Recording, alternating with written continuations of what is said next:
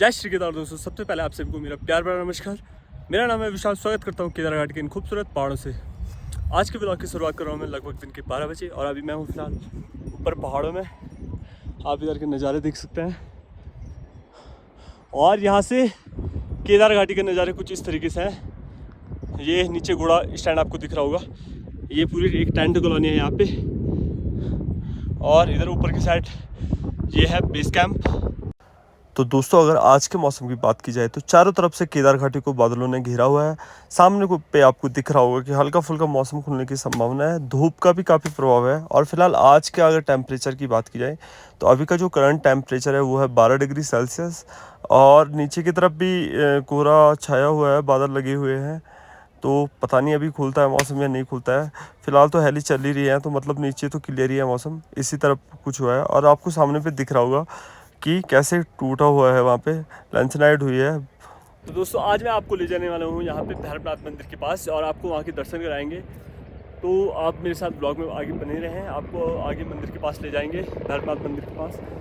तो दोस्तों आप देख सकते हैं यहाँ पे ये जो घोड़े खच्चर हैं इनको इनके मालिकों के द्वारा चरने के लिए यहाँ पे छोड़ा गया है। और फिलहाल यात्रा कम है तो घोड़े खच्चरों का उतना काम नहीं होगा, या तो इनसे कुछ सवारी वगैरह नहीं ढोई जा रही होगी, तो इसलिए इनको यहाँ पे छोड़ा गया। सामने आपको ये रास्ता दिखाई दे रहा है, तो हमको काफ़ी आगे तक ऐसे ही रास्ते से होके जाना है। इसमें सिर्फ पत्थर और पत्थर ही हैं, तो इन्हीं पत्थरों को पार करके हमको आगे मंदिर की तरफ जाना है। वैसे तो मंदिर का जो मूलभूत रास्ता है वो केदारनाथ मंदिर के पीछे से है, लेकिन हम यहाँ पे से शॉर्टकट में जाएंगे। यहाँ से हमको जाने में 1 किलोमीटर कम पड़ जाएगा, तो मैंने सोचा है कि फ़िलहाल हम इस रास्ते आगे बढ़े। तो इधर साइड आपको दिख रहा होगा ये एक टाइप की खाई टाइप की है, और इस साइड भी खाई है, इस साइड भी खाई है। तो ये एक तरीके का दर्रा टाइप का बनता है यहाँ से। तो फिलहाल कुछ इस तरीके के नज़ारे अभी। और ये पत्थर देखो आप, कितने कितने बड़े बड़े पत्थर यहाँ पे आए हुए हैं। इनको पार करके आपको इस रास्ते से जाना होगा, और ये एक तरीके का ट्रैक ही है। तो दोस्तों अभी आपको ये जो फूल दिख रहा है, तो फिलहाल में ही यहाँ पे श्राद्ध पक्ष ख़त्म हुआ है, तो आपको देखने को मिला होगा श्राद्ध पक्ष में इस तरीके का फूलों का यूज़ करते हैं। और ये घर में बहुत कम मिलता है, मतलब नॉर्मल अगर गांव वगैरह में बात करें तो ये फूल मिलते नहीं हैं आसानी से। और केदारनाथ में इनकी संख्या बहुत अधिक मात्रा में, मेरे को हर 1-2 मीटर पे ऐसे फूलों के मिल रहे हैं। मतलब इनको पितृ के रूप में रखा जाता है, पितरों के, इनसे पितृ बनाए जाते हैं और तब इनकी पूजा की जाती है। फिर इनके सामने श्राद्ध के टाइम पे भोग चढ़ाया जाता है। तो ये वही फूल है। हमारे इधर इन फूलों को बबूला के नाम से जानते हैं। आप लोग कमेंट करके बताएं कि आपके इधर इन फूलों को किस नाम से जाता है। तो काफ़ी संख्या में ये फूल है। और आप देख सकते हैं पत्थर में भी यहाँ पे फूल खिला हुआ है, और काफ़ी अच्छा ये फूल है। इसका कलर भी अलग है। ये फूल आमतौर पे घर पे नहीं पाया जाता है, यहीं देखने को मिल रहा है। तो यहाँ पे फ़िलहाल मैं आगे आ चुका हूँ। तो दोस्तों फ़िलहाल अभी मैं आ चुका हूँ ठीक नंदी बेस कैंप 3 के पीछे। आप नीचे की तरफ देख सकते हैं ये जो टेंट कॉलोनी है, इसको नंदी बेस कैंप 3 का नाम दिया जाता है। और आपको यहीं पे स्वामी विवेकानंद मेडिकल भी मिल जाएगा, जो कि निःशुल्क रूप से केदारनाथ में सुविधाएँ पहुँचाता है। तो मैं अभी इसके पीछे हूँ। अभी मेरे को यहाँ से आगे निकलना है, और आप आगे की तरफ देख सकते हैं यहाँ से काफ़ी सारे नज़ारे दिख रहे हैं। तो मुझे आगे बढ़ना है यहाँ से। और सामने पे आपको जो रास्ता दिखाई दे रहा है वो नया रास्ता है। इस रास्ते यात्रा शुरू होने की संभावना है। फिर कुछ लोग पुराने वाले रास्ते से आएंगे, कुछ लोग नए रास्ते से आएंगे। जो आपको सामने से रास्ता दिखाई दे रहा है ये गरुड़ चट्टी का रास्ता है। मतलब गरुड़ चट्टी होके और रामबाड़ा में ये रास्ता निकलता है। तो बीच में लिंचोली वगैरह जो भी है इनसे कोई कनेक्शन नहीं है रास्ते का। ये सीधा आपको रामबाड़ा पे देखने को मिलेगा। तो फिलहाल हम आगे बढ़ते हैं, और आप देख सकते हैं कि कैसी पगडंडियों से हमको होके इस रास्ते निकलना है। नीचे एकदम से पूरी ढलान है। दोस्तों फिलहाल मैं काफ़ी आगे आ चुका हूँ, और मेरे को यहाँ से मंदिर जाने में कम से कम आधा किलोमीटर अभी और लगेगा। और ये 10 मिनट के ड्यूरेशन में मैं ये आधा किलोमीटर क्लियर कर दूँगा। तो अभी मैं जा रहा हूँ आगे मंदिर की तरफ, और सामने आप देख सकते हैं नीचे की तरफ कुछ इस तरीके का है, और ये सामने इस तरीके का। और आपको आवाज़ सुन के लग ही रहा होगा कि मेरी सांसें काफ़ी तेज़ हो रही हैं, क्योंकि जब हम पहाड़ों पे चढ़ते हैं तो ऊपर आते आते ऑक्सीजन का लेवल एकदम कम हो जाता है। तो यहाँ पे भी वैसे ही होता है। यहाँ पे बड़े पेड़ पौधे तो है नहीं, इसलिए ऑक्सीजन की कमी हो जाती है। तो इस वजह से मेरी भी सांसें फूल रही हैं। तो जो लोग पहाड़ों में ट्रैक करना चाहते हैं वो इस बात का ध्यान रखें, अपने पास ऑक्सीजन सिलेंडर ज़रूर रखें। तो फिलहाल दोस्तों आपको सामने पे दिखाई दे रहा होगा एक हेलीकॉप्टर यहाँ से जा रहा है, और ये यहाँ से जा रहा है, और आप देख सकते हो कि यहाँ पे हेलीपैड पे ये लैंड करेगा। और फिलहाल मौसम का तो क्लियर है क्योंकि हेली एकदम कंटिन्यू चल रहे हैं, तो मौसम की तो कोई दिक्कत नहीं है। और फिलहाल हम आगे बढ़ते हैं।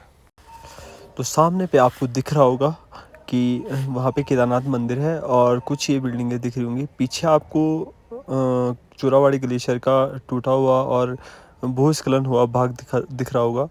तो नीचे जो ये बिल्डिंगें दिख रही है प्रधानमंत्री ड्रीम प्रोजेक्ट के तहत यहाँ पे बनी हुई है। पीछे मंदिर के पीछे भी कुछ काम चल रहा है, वो आपको जैसे मैं उस साइड जाऊँगा फिर आपको बताता हूँ। तो दोस्तों फ़िलहाल आपको जो यहाँ पे ये एंगल दिख रहे होंगे और एक जाली लगी हुई है इन पे, और ये कुछ फिक्स एरिया कवर किया हुआ है। तो ये उत्तराखंड सरकार के द्वारा या वन विभाग के द्वारा कवर किया गया है, क्योंकि ये वन्य जीव अभ्यारण्य के तहत आता है। मतलब ये एक सेंचुरी एरिया है। इसमें विशेष प्रकार की, इस क्षेत्र में विशेष प्रकार की कुछ फूल मिलते होंगे, या तो कुछ जड़ी बूटियाँ कुछ मिलती होंगी। इस वजह से इसको वन्य जीव अभ्यारण्य के तहत वन विभाग के द्वारा इसको घेराबंदी कर दिया गया है। और यहाँ पे काफ़ी लंबाई ये है, कम से कम 100 मीटर का एरिया है कि जिसको यहाँ से और वहाँ तक पूरा कवर किया गया है। तो इसमें किसी को भी घुसने की अनुमति नहीं होती है। सामने पे आपको हेलीपैड दिखाई दे रहा होगा, और हेलीपैड देखो दो हेली चल रहे हैं इस टाइम पे। नीचे रास्ते भी पूरे खाली खाली दिख रहे हैं, तो शायद यात्रा का तो कुछ ज़्यादा रुझान नहीं है, लेकिन हेली प्रॉपर चल रही है। अच्छी बात है कि मौसम पे कोई असर नहीं है फ़िलहाल, और अगर मौसम अच्छा रहता है तो फिर यात्रियों के आने के चांसेस भी होते हैं। फ़िलहाल मैं आगे बढ़ता हूँ। तो दोस्तों आपको नीचे की तरफ कुछ सिल्वर कलर के एंगल दिख रहे होंगे। अभी मैं आपको इसके बारे में जानकारी दूंगा कि ये एंगल केदारनाथ में क्यों लगाए गए हैं और कैसे लगाए जाते हैं।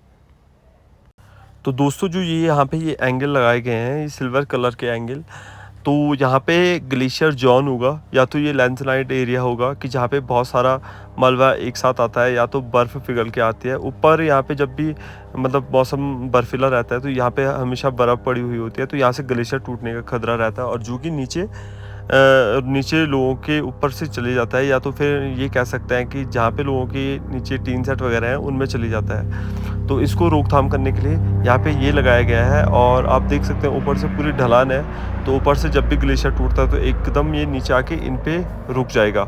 तो इसके नीचे भी यहाँ पे बहुत सारे ऐसे एंगल लगाए गए हैं जिनसे कि जो इसका वेग होगा, जो इसकी वेलोसिटी होगी वो कम हो जाएगी एकदम से।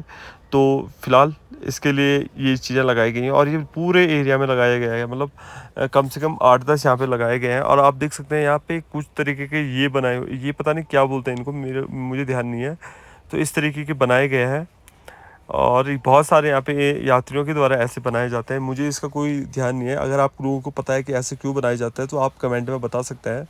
सामने भी आपको इस तरीके के कुछ एंगल दिखाई दे रहे हैं जिनसे मतलब ये आपदा की रोकथाम के लिए लगाए गए हैं कि अगर कोई हिमस्खलन होता है या भूस्खलन होता है तो इस तरीके की आपदाओं से बचाने के लिए इस तरीके के एंगल लगाए गए हैं।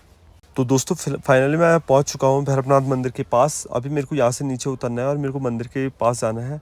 तो आप यहाँ से देख सकते हैं, यहाँ से मंदिर का नज़ारा कुछ इस तरीके से दिखता है, और सामने पे हल्का सा आपको केदारनाथ मंदिर भी दिखाई दे रहा होगा। तो यहाँ पे केदारनाथ में माना जाता है कि अगर केदारनाथ के दर्शन कर दिए और भैरवनाथ के दर्शन नहीं किए तो यात्रा पूरी रूप से अधूरी मानी जाएगी।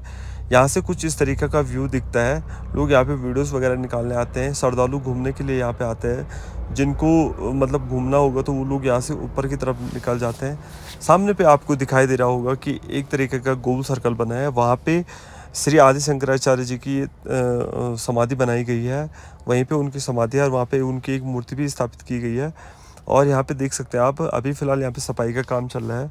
तो दोस्तों अभी मेरे को यहाँ से मंदिर तक जाने के लिए नीचे उतरना पड़ेगा, तो आपको मैं डायरेक्ट मंदिर पे जाके ही आपको दर्शन करवाता हूँ। तो फाइनली दोस्तों अभी मैं मंदिर के अंदर प्रवेश कर चुका हूँ। आपको हवन कुंड दिखा होगा, और सामने पे ये है भैरवनाथ का मंदिर। और यहाँ पे अभी इन लोगों के द्वारा यहाँ पे सफाई का काम चल रहा है। और यहाँ पे आप देख सकते हैं, यहाँ से नीचे का नज़ारा कुछ इस तरीके से दिखता है। जहाँ पे भैरवनाथ बैठे होते हैं वहाँ से सामने पे आपको श्री केदारनाथ जी का मंदिर दिखाई देगा। और जो भी श्रद्धालु केदारनाथ जी के दर्शन करते हैं वो अवश्य ही भैरवनाथ जी के भी दर्शन करते हैं। यहाँ पे आपको छोटी बड़ी दुकानें मिल जाएंगी जिनमें पूजा अर्चना का सामान मिल जाएगा। तो फिलहाल अंदर चलते हैं मंदिर की तरफ। और यहाँ पे ये है, अभी इनका श्रृंगार नहीं हुआ है, क्योंकि अभी अभी यहाँ पे सफाई हुई थी। तो श्रृंगार के बाद यहाँ पे अलग ही रूप दिखता है बाबा का। और यहाँ से आप देख सकते हैं कि चारों तरफ का नज़ारा कुछ इस तरीके से है, और ये सबसे हाइट में है। नीचे जाते समय आपको बहुत सारे यहाँ पे दुकानें दिख जाएंगी, ऊपर आते टाइम भी ये दुकानें होंगी। आपको अगर पूजा के लिए कुछ सामान खरीदना है तो आप इन दुकानों से खरीद सकते हैं। फ़िलहाल केदार घाटी में कोहरा छा चुका है, और ये देख सकते हो आप एकदम से पूरा केदार घाटी कोहरे में। तो फिलहाल पर्ची काउंटर पे भी किसी प्रकार की भीड़ भाड़ नहीं है, मतलब यात्रा एकदम जीरो है। और आप देख सकते हैं हेलीपैड में भी हेली बंद हो चुकी है, क्योंकि मौसम पूरी तरीके से ख़राब हो चुका है। तो अब ये हेली वगैरह नहीं चलेंगे कुछ। तो फिलहाल अभी मैं तो आज का ब्लॉग मैं यहीं पे एंड करता हूँ। अगर आपको वीडियो पसंद आए तो वीडियो को लाइक करें, चैनल को सब्सक्राइब करें, और ज़्यादा से ज़्यादा शेयर करें, कमेंट करें। Thank you so much.